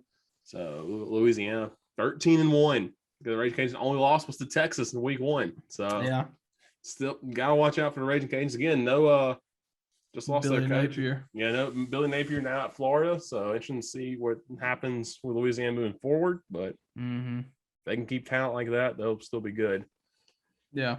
Western Kentucky and App State. Western Kentucky rolls 59-38. Bailey Zappi, 33 of 47, 422 yards and 6 touchdowns. This kid was at Houston Baptist last year. Came up when basically that entire staff went from Houston Baptist to Western Kentucky. And he's insane. Stearns, the wide receiver, he's going to be a big-time draft pick. 13 catches, 184 yards, and 3 touchdowns. Just insane. Yeah, numbers. This mug threw for 5,900 yards this year. Yeah, insane. And 62 touchdowns, 11 picks. Unreal, man. Yeah, insane. I think he has one more year left. I'm pretty sure. So that's crazy. App State 10-4. Sun Belt runner-up. Chase Bryce coming back for one more year. So hey, run it back. See what the Nears can get done. This one pains me to talk about, but Liberty beat Eastern Michigan 56-20. Eastern Michigan sucks. They always have and always will. Yeah. Malik Willis, he's a guy that's getting looked at. 13 of 24, 231 yards, 3 touchdowns. He's a guy that's kind of like a Josh Allen, like said. Just young, kind of raw talent that hopefully the right guy can find. So we'll see who picks him up in the draft if he gets drafted. Just in the quarterback to see for sure. Utah State beats Oregon State in the Jimmy Kimmel LA Bowl. I don't know why Jimmy Kimmel has his own bowl game still, but sure, 24-13. Utah State, very strong into the year. Win the Mountain West. Some are a good San Diego State team and then beat a Power 5 team to 11-3. Yeah. So, Tyler, their running back, 26 carries, 120 yards, and a touchdown. So, good year for Utah State. Move forward the Frisco Bowl between San Diego State and UTSA. Two really fun teams this year, and San Diego State gets the better of the Roadrunners 38-24. Surprised we actually had some offense from San Diego State in this one. Right. I believe the punt god, the SC, played his final game and only had 3 punts for just 46 yards on average, but had one that landed inside the 20 and one that went 50 yards. So solid final game for the punt god, Matt Ariza, in college. So look forward to seeing him hit bombs in the NFL, hopefully. Oh, yeah. Armed Forces Bowl, Army and Missouri. Army beats Missouri 24-22. This game was wild toward the end. It was. Yes, it and was. Army kicks walk-off field goal to win it. Army's dangerous, man. They are always a dangerous team. Yeah, Jeff Monk has done a great job because obviously, the biggest thing when you think of Army back, 3-4 years ago was that, they can't beat Navy because Navy had that stupid impressive win streak over them in that game. But now our Army each year is a tough team that I think a lot of people are scared to schedule because obviously they're independents. I mean, they can play whoever. But a lot of teams don't want to schedule them because 1, triple option, 2, this is just a good football team. And they've played the likes of Michigan and Oklahoma, and they've brought them to the brink. Yeah, so, took Oklahoma to OT a few years ago with Kyler Murray at quarterback. So and by the transitive property, I mean, Army beating Missouri, that puts them with a win over Florida. There you go. So, we love that. So Army's like what, third in the East, SC East this year? Yeah. There we go. Good year for them. Speaking of Florida, Gasparilla Bowl. You know what? At one point, I'm very happy with this final score, but also I'm like, oh no, UCF Twitter can talk now. Right. Great. UCF beats Florida 29-17. They pull away in the third quarter. Isaiah Bowser, 35 carries, 155 yards, and 2 touchdowns. Yeah. Could not stop them, could the Gators. This is just the end of an era. This is the end of Dan Mullen era. Of course, his staff there at Florida. Most of them probably going to be gone, and that's how it ends. They go 6-7, and you lose to the most insufferable football team on Twitter. Trash. 29-17. So, yeah. That's what a way to go out for Florida this year. For sure. Good luck to Billy Napier. Yeah. Good luck, brother. Yeah. Georgia State beats Ball State 51-20. I mentioned that simply for the fact that Georgia State comes to Columbia, South Carolina to start the year next year against the Gamecocks. And Georgia State led by former South Carolina offensive line coach and interim head coach Sean Elliott. So also the kid from Gray Collegiate in South Carolina, which is a high school in West Columbia, if none of y'all know that. KZ Adams, he's going to Georgia State. Kid was not highly recruited, but he had the most rushing yards in the nation in high school this year. So watch out for him. That kid's so talented. It's unreal. Go look up KZ Adams highlights, please. I'm telling you, he's crazy. Yeah. They also, I don't know if he's still there or not. Michael Colson, that quarterback from Chapman, was the backup quarterback at Georgia State. So nice. There's some ties to the area too there. I don't know if he's going to get to start next year or not, because I think Georgia State's quarterback ended up transferring out for his grad year. So interesting to see if he comes back. I saw him. He got hurt when he played at the state championship in Williams-Brice that year. So interesting to see if he comes back for that. The bunch of games get canceled because of COVID. All of the ACC, it felt like, which sucks. I'm going to say this: NC State, stop claiming 10 wins. Stop it. You can't claim 10 wins just because your bowl game got canceled. It stinks. Right. I hate it. But here's the thing: Dave Doran gets a bonus if they win 10 games. So we all know why you want to win 10 games, Dave. Don't say it's for the kids when it's not. Right. Am I still salty y'all beat Clemson this year? Absolutely, but still. Listen, maybe if you beat Wake Forest and make the ACC championship game, maybe this doesn't happen to you. I'm just saying. Yeah. Anyway. Also, I want to say induct West Virginia as an honorary member of the Big Ten because they lost to Minnesota 18-6, and that's just funny. Yes. Yeah, that was the guaranteed rate bowl. Which we had a 6'9", 380-pound lineman score a touchdown for Minnesota in that one. Yeah, we love that. PJ Fleck understood like this game does not matter. Let's go do whatever we want. Right.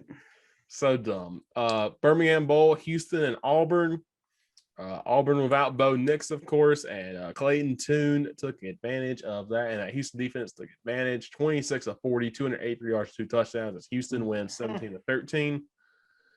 Auburn's in an interesting spot. Yeah, they went 6-7 this year. No Bo Nix. He's going to Oregon, which is kind of weird because that's who he beat. His first game. And everybody thought he was going to be big, and he just kind of stayed the same. He had big moments, but yeah. Other than that, he had plenty of head scratchers too. So yeah, weirdest quarterback of all time. Well, besides Brock Purdy, I think Brock Purdy might be. Yeah, that's true. But he's still. It's gonna be interesting to see how Auburn does. Obviously, first year head coach Brian Harsin. So we'll see how he handles this and how they build, or if they regress. We'll see. They got Penn State coming to them next year. I know early in the season, so that'll be a good test. Yep. It's in Houston. Dana turned that team back around after they struggled for a bit, and Dana Holgerson got them to the American Championship game, and then got them a win over an SEC team. And I think the only loss I think they lost was Texas Tech. I think so. Yeah. In week 1, so. That's a good year for Houston, a team that's kind of wandered in the wilderness for a bit after having that good year a few years ago when they beat Florida State in the Orange Bowl, I think. Yeah. Yeah. Air Force beats Louisville 31-28 in the First Responder Bowl because of their quarterback, Hazik Daniels.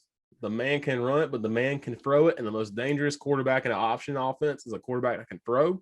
Yep. 9 of 10, 252 yards and 2 touchdowns for an option quarterback. Insane. Also Louisville's bad. Louisville's bad besides their quarterback. So yeah, he's literally everything. Yeah, so. He's coming back. I think he's coming back for 1 more year. So good for him. Yeah, good for him. But Louisville, oh gosh, it's rough. It is rough. Liberty Bowl, Texas Tech, and Mississippi State. I realized this, and we didn't talk about this when previewing this. Mississippi State had to go back to the Liberty Bowl after losing to Memphis in that way, and then go back for a bowl game at the end of the year against their former coaches, their coach's former program, and their coach's former program put the beating on them. Yeah, you could tell they did not want to go back to Memphis. So 34-7 win. They just kind of showed up and they stood there. They're like, we're going to get paid, and that's all we're doing. So 13-7 at halftime. So they're like, let's make it respectable and then see what happens. And then Chandler Jones Park. Yep. So Texas Tech 7-6, Mississippi 7-6. This game happened. I think it's all right. Alamo Bowl, Oklahoma beats Oregon 47-32. This game really wasn't that close. 30-3 at halftime. Yeah, it's bad. Anthony Brown's a weird quarterback too, man. Because his second half, great. First half, oh god, he couldn't hit anybody. Yeah. But Caleb Williams leads Oklahoma, and now Caleb Williams might be transferring, might not.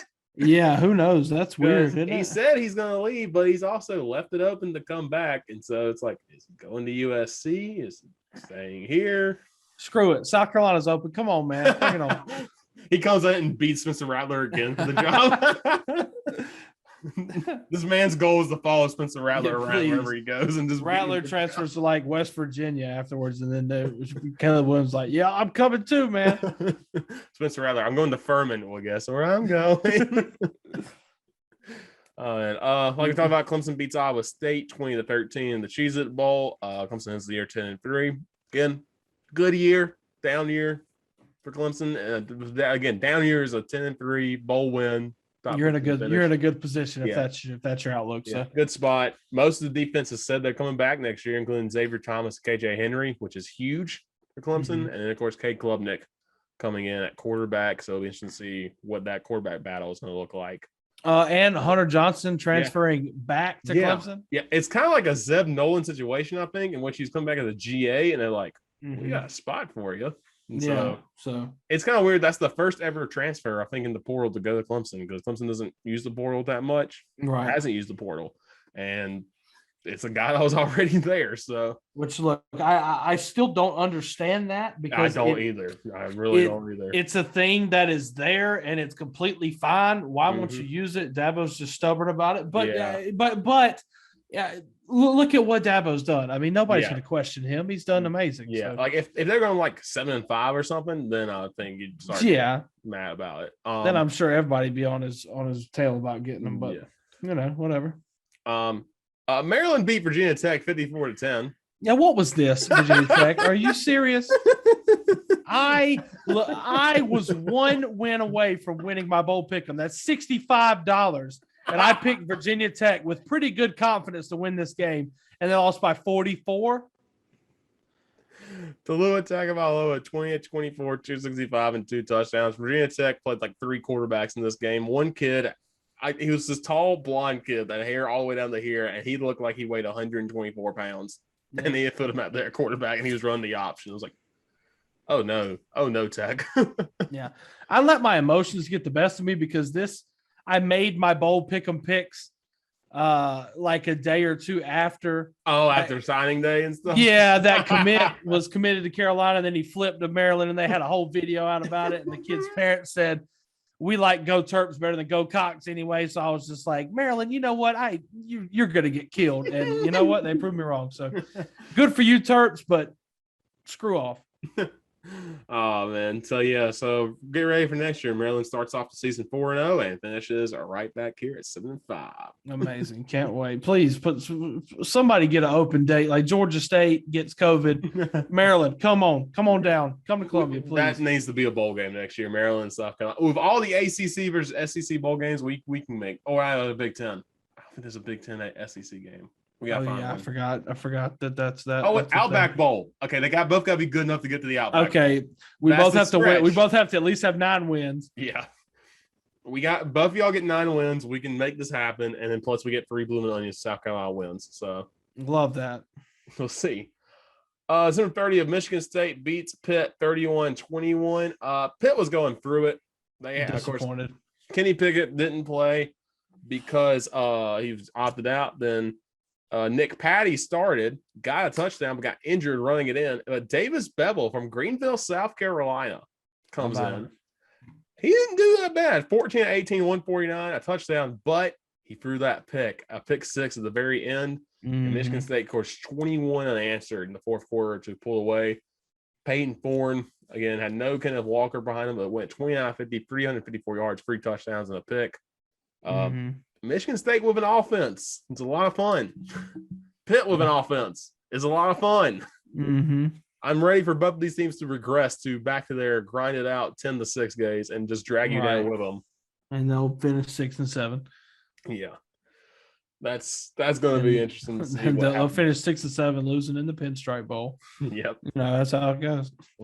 What did they put Michigan? Remember that year Wisconsin and Miami played in the Orange Bowl, and the next year they played in the Pinstripe Bowl? This is going to happen with these 2 teams.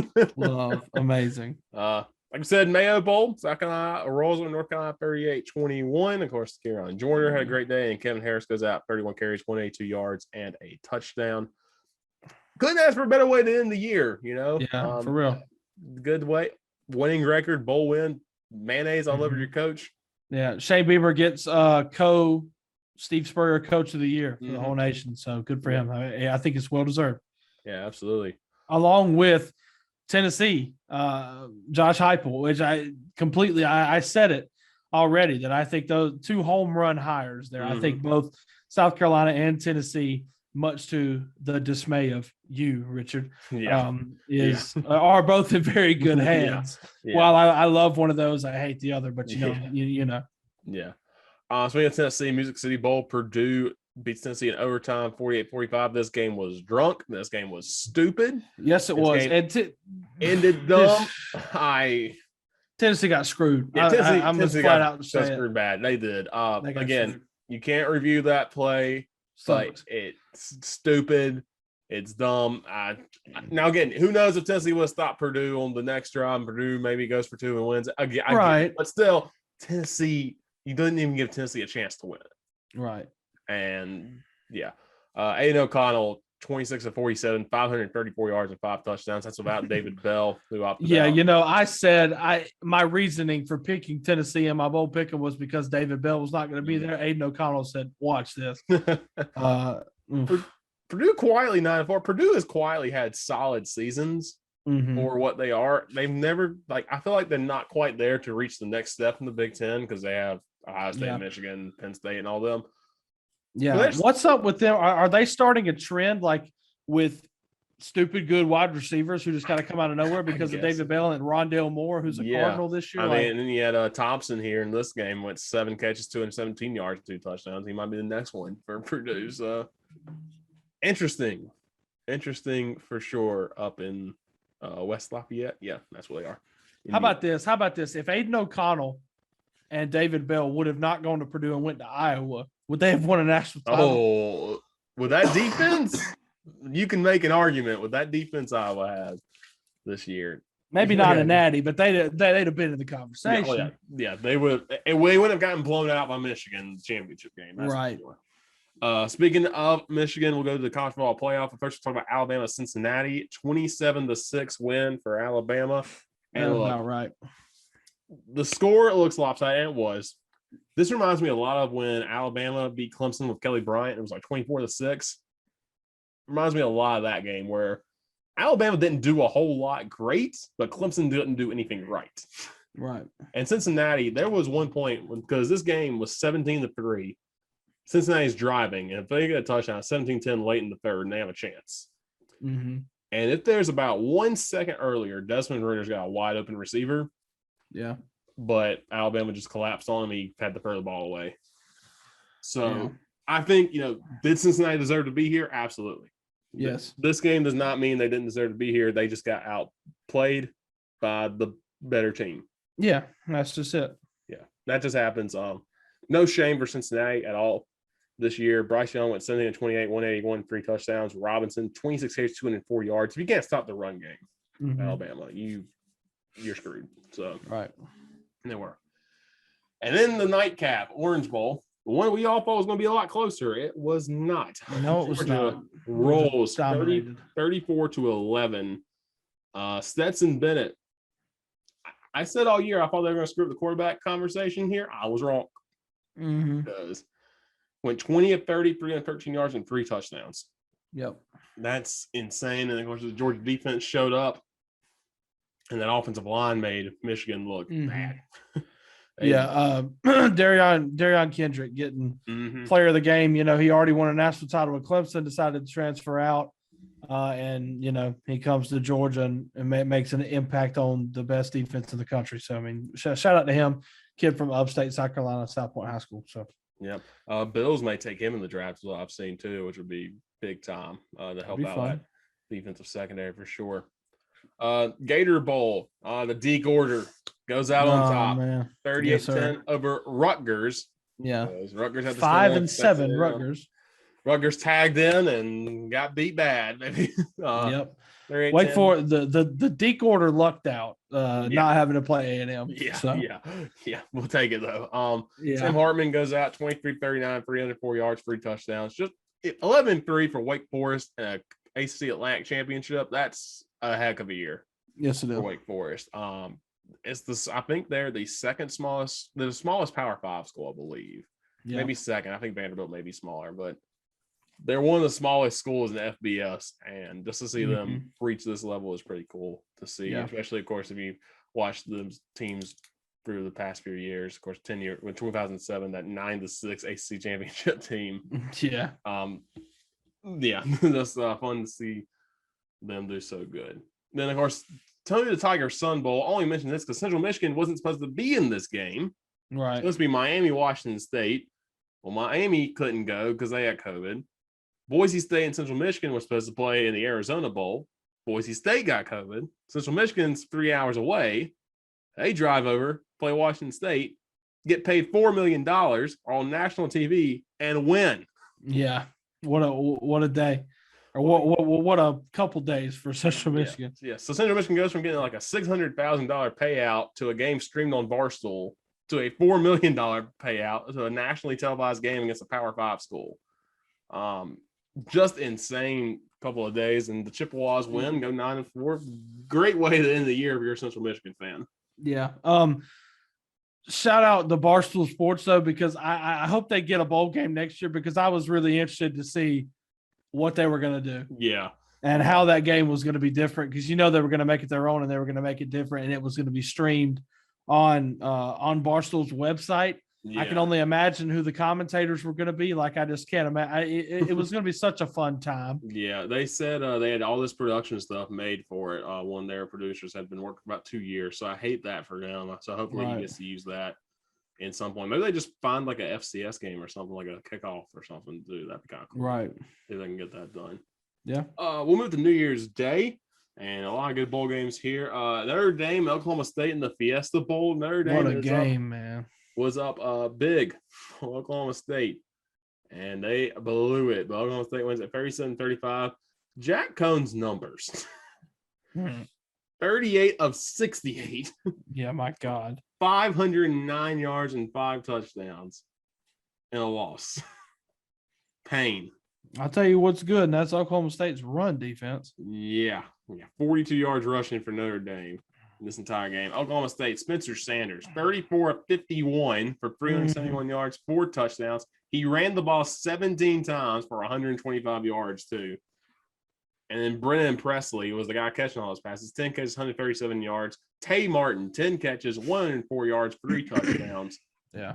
Oklahoma State woke up and ended up getting the win over Notre Dame. This game. Yeah, Notre Dame has 3 receivers with over 100 yards as well. So I mean, this game had offense, man. If you liked it, if you like offense, this was your game. Another game, if you liked offense, Ohio State and Utah in the Rose Bowl. This game I thought was going to be a blowout early. It was looking like it, and then Ohio State, Smith and Jogba woke up. Yeah, oh my God. 15 catches, 347 yards, 3 touchdowns. A Rose Bowl record. Remember, the Rose Bowl's been around for a long time. Very long time. And he goes off. CJ Stroud, 37-46, 573 yards, 6 touchdowns. Cameron Rising still had a good game for Utah, even though he got hurt and didn't play the end of this game. This game was wild. This game was a lot of fun. Classic Rose Bowl game. And comes down to Ohio State kicking a field goal to win it. And just insanity. Insanity. I hate it for Utah because that was their first ever trip to the Rose Bowl to lose like that. But just Smith and Jogba went absolutely off in this one. Yeah. This one touchdown pass where CJ Stroud puts it right in the bucket. Oh yeah. Over the shoulder. Yeah. Insane play. Yeah. One thing I do want to point out, you know how teams go to the Rose Bowl and like they incorporate roses into their logos. Utah's is one of the most beautiful, most visibly pleasing things I've ever seen in my life. So I got to shout that out. It looks so good. Yeah. Well, first, Utah's all white. It's just beautiful already. Yes. But when they put that rose in there, that looks so good. It fits perfect because the color scheme and where they intertwined it with the U logo is so good. Absolutely. And then we go over to Baylor Ole Miss in the Sugar Bowl. Underwhelming. Yeah, Matt Corral gets hurt. Disappointing. Hate that for him. Yeah, absolutely. I hate the way that his career ends at Ole Miss. John Rice Plumlee didn't come in, which was weird. They went with Luke Altmaier, who was fine. But Baylor's defense, which has been so good all year, and that's the reason they won the Big 12, win again, 21-7. You got to give it to Baylor. The turnaround they've had. Yeah, no doubt. Again, they were dead in the water a few years ago after the Art Briles situation and everything happened, and they completely come in and shut down Ole Miss's offense. and ended up getting a bowl win, 12-2, Big 12 champions. It's a pretty good day. That's a pretty good year. I think everybody would take that for sure. Yeah. Iowa, Kentucky, two teams that have no idea how to play offense, and they did not. 20-17. The way Iowa lost was hilarious because they made a comeback, and then they just threw the dumbest pass of all time. Mm-hmm. Rodriguez still had a good day for Kentucky, 20 carries, 170 yards, and touchdown. Robinson, the wide receiver, caught 10 patches for 170 yards. Yeah. Which is funnier when you realize Will Levis completed only 17 passes, so 10 of them went to one player. Right.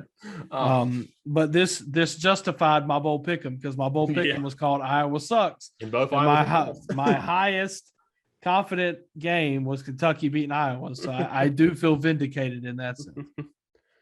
And then Outback Bowl, Arkansas and Penn State, 10-7 lead Penn State, but Arkansas scores 17 unanswered in the third quarter to win it 24-10. Sam Pittman got the Hogs turned around real quick. Yeah. Like I said, 2020 in a COVID year, they won 3 conference games, which was a win of its own, I think, for sure. Yeah. And then this year to come out and be 9-4 again. Middle of the year didn't go as they wanted. They had those tough losses to Georgia and Mississippi and all them. Mm-hmm. But they got 9-4 in the first real year under your coach. Right. Yeah. I mean, a lot of things to look forward to. Yeah, and like we talk about coaches that fit a culture. Sam Pittman's a guy that fits a culture for sure, and he fits Arkansas very well for sure. So hopefully the Hogs will stay around for a while. Arkansas South Carolina game next year could be really fun between two younger coaches. And then, of course, the game everybody wanted to see, the Texas Bowl between Kansas State and LSU. Who cares? Yeah, Kansas State won 42-20. Deshaun Vaughn, who's like 5'0", went for 21 carries, 146 yards, and 3 touchdowns. Yeah, Kansas State rolled. Yeah, so LSU, Brian Kelly starts now. Whack. Yeah. All right. I wish him nothing but the worst. Exactly. And then, of course, we'll finally wrap up FCS National Championship, North Dakota State and Montana State. And there are certain things in life, death, taxes, and the North Dakota State Bison. 38-10 smackdown of Montana State. The leading rusher was the fullback. Love that. 4 carries, 106 yards, and a touchdown. North Dakota State is the MVP as well.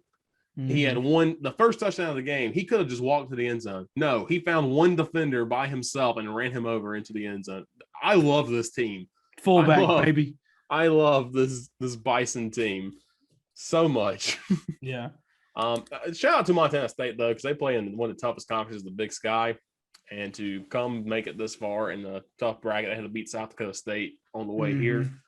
So shout out to the Bobcats as well. They're always a fun team to watch as well. But, man, just you run at the buzzsaw, you better be ready. And they were not for that game for sure. But Bison, they've won 8 of the last 10 national championships in the FCS, which is insane. It's a heck of a dynasty, man. Yeah. That's seen 3 coaches. Yeah, 3 coaches. I mean, you think about, obviously, the dynasty in FBS is Alabama. And it's just been Nick Saban. Yeah. But this team has gone through 3 separate coaches who 2 of them now have gone on to have, I think, pretty successful FBS career. Like Craig Bowl with Wyoming. And obviously, he had Josh Allen there at one point. So, and the other guy, I can't remember who it is, but, I'm sure this guy. Kansas State. And they went 8-5. Oh, yeah. Right. So, yeah. They've both gotten good FBS jobs and have done pretty well there. So, yeah, we'll see where this guy eventually ends up and see him succeed. Yeah, and North Dakota State will try out a fullback again next year, and it'll run for 118 yards and 2 touchdowns. So love it. And then, of course, CFP National Championship. We talked about briefly last week. We'll talk about again. Georgia breaks the curse. Yep. Beats Alabama 33-18. This game, first half, not a whole lot happened.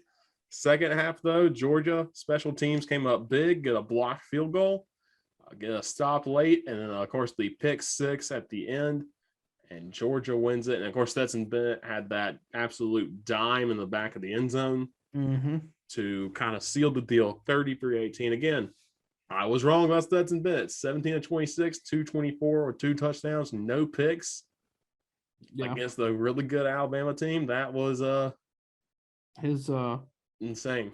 his story is really good, man. He's Yeah. just coming from walk on to what he is now, and obviously been through a lot of ups and downs. And Georgia's been kind of shaky on whether or not they were really going to commit to him, or if they're going to commit to JT Daniels, or whatever they were going to do. And they wound up with a national title out of it. So props to them. Yeah, it is kind of crazy to think of all the quarterbacks Georgia's had in the past 40 years. I mean, Matt Stafford, Aaron Murray, one of the two biggest ones I know from watching them.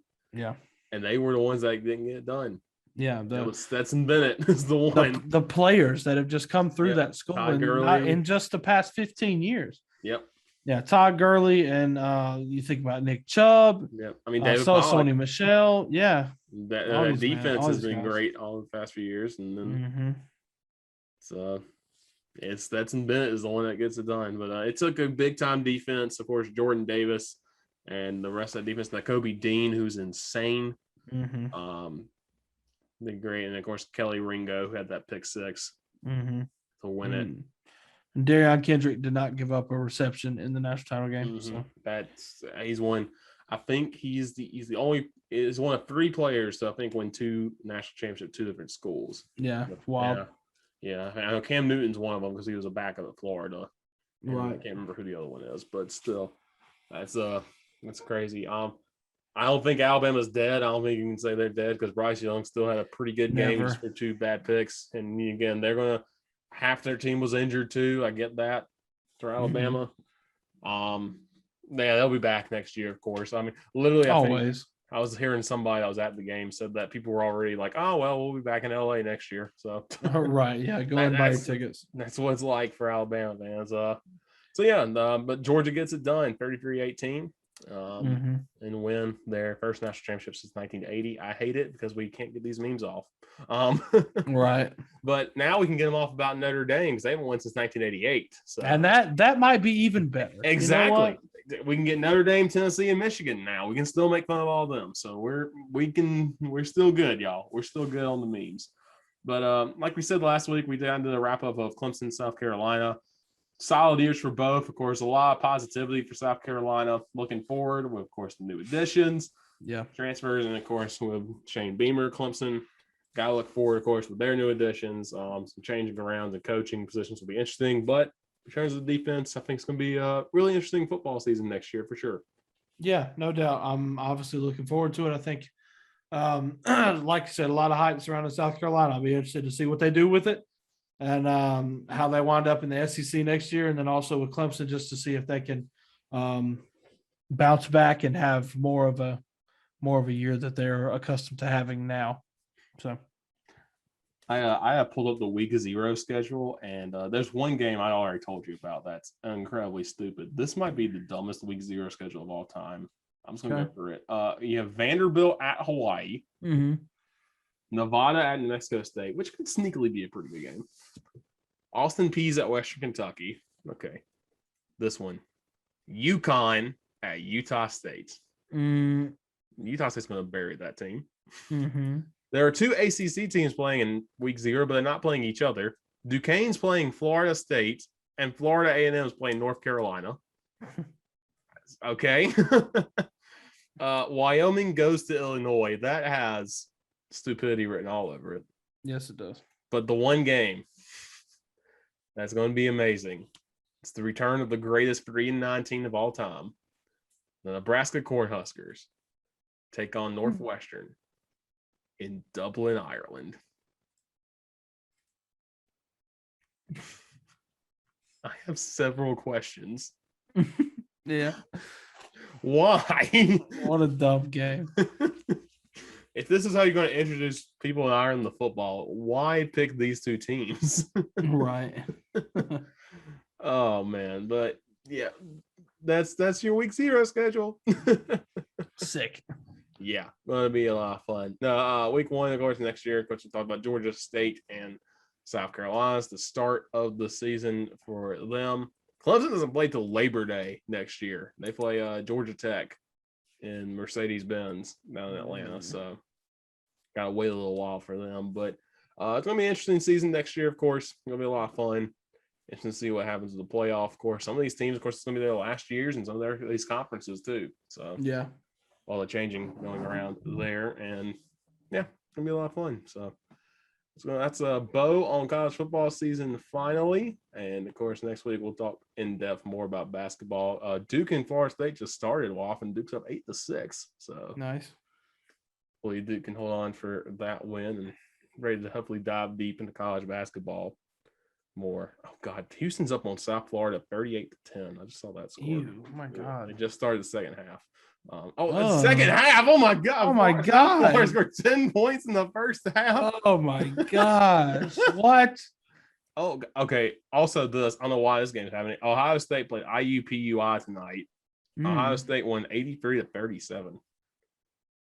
Ew. What? Oh, some ugly. Maybe we don't need to talk about college basketball. This is Well, I mean, I don't guess Indiana University, Purdue University, Indianapolis is really known for their basketball team. That's true. That's true. I don't really know what they're known for, except I for feel being like they're engineering. What are they? The Jaguars? I think so. Yeah. All I know about them is that I know someone who went to school there, and they have Garfield on their court because I think the guy who made Garfield went there, and so Very they put him nice. on the court. Side note: find me a team, professional, college, whatever, that's named the Jaguars. That's good. You can't. I bet you can't. You might be right on that. That's good at any of the three major sports: baseball, football, basketball. I can't think of anyone. I bet you can't. I bet you can't. That's your homework. That's everybody's homework that's listening. Find me a Jaguar school that is good, or team, not school, whatever. Yeah, there we go. All right, well, thank you so much for joining me this week. Hopefully we are back here talking happily about our teams in the NFL playoffs. Or next week might be an all-timer if both of our teams lose because 5-hour show, but just us complaining. 5-hour show, and we're going to talk about nothing but those two games. Screw the rest of the games.